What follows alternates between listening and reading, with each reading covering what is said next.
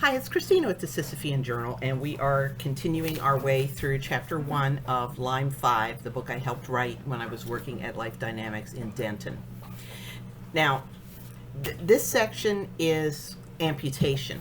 And when we were writing Lyme 5, we were surprised to find women having to suffer amputations after an abortion.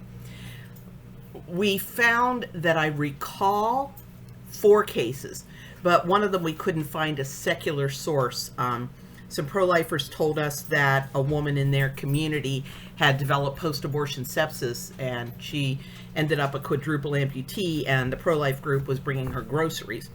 But the woman didn't want to talk to us. She didn't want to sue. She didn't want to report it to the medical board. She just wanted to move forward. So because we couldn't get a secular source, meaning, a newspaper, medical board documents, health inspection documents, things like that, court documents, because we couldn't get that, we couldn't use the case. But I do believe that it happened because, we have the case of Carolina Gutierrez, who wound up a quadruple amputee, plus we have a history of pro-lifers helping abortion-injured women, like the ones who bought Suzanne Logan, the Canon communicator, and visited her in the nursing home. So we had no reason not to believe it, we just could not substantiate it. Now, I'm really unclear as to why we didn't use Carolina Gutierrez in the book. She wound up a quadruple amputee, but I think it was probably a matter of timing. We were writing the book when her family's attorneys got in touch with us, and they were keeping us updated as this young woman was fighting for her life. We were getting calls about they're going to have to amputate her legs, but they have to wait until she's strong enough to survive the surgery.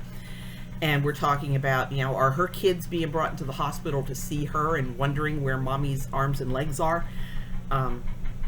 So I get the feeling it's because there really weren't any available documents at the point when Lyme 5 came out, that's probably the reason why Carolina was not in the section about amputation. Now, one of the 2 cases that did make it into Lyme 5, we just have a court case number. That's a woman we called Naomi, who had an abortion performed in 1981 and wound up having 3 fingers amputated.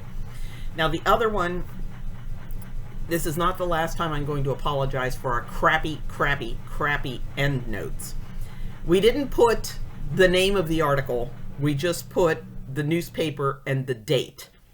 So, and unfortunately, the Houston Chronicle and Suburbia Reporter are not on the newspapers.com website. So I can't even go in and search, but if you have access to the Houston Chronicle or the Suburbia Reporter from 1985, please, if you could find this case for me. This is a woman named Laura who had an abortion performed by John Roe 320 on April 1st of 1985. And immediately after the abortion, she developed a rash and her hand was swelling up, but they discharged her without addressing this. The swelling spread up her arm and her arm turned purple, and she went to the emergency room, but her arm went gangrenous and had to be amputated. And the doctor admitted that he may have injected the drugs incorrectly, and that was what caused the tissue damage that led to the amputation. So please, if you have access to the Houston Chronicle or Suburbia Reporter archives, please follow the link below to the companion post and try to get those articles for me.